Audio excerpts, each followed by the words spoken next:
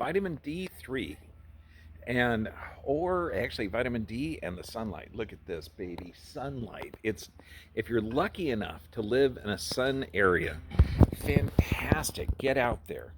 You need to have direct sunlight exposure. Now, the sun actually produces vitamin D in your skin. Now, you got to make sure that if you're getting direct sunlight exposure, that you don't want to shower this thing off.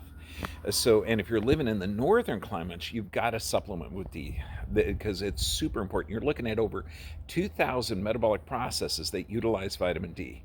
Now, if you're living in the northern climates, such as the Inuit, Eskimos, those guys would get the D from the animal fats, from the animals that they were harvesting.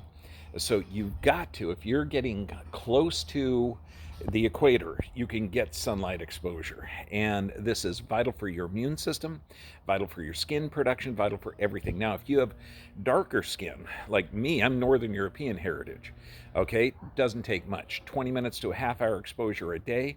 If you build up your exposure for a while so you can be outside with no shirt for a while, fantastic. Be careful of sunblock. There's a lot of ingredients in sunblock that are toxic. One of the best sunblocks around is coconut oil.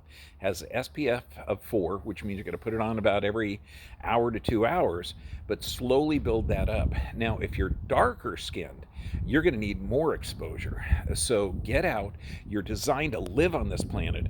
Get healthy sunlight exposure. Thank you, God. And enjoy life.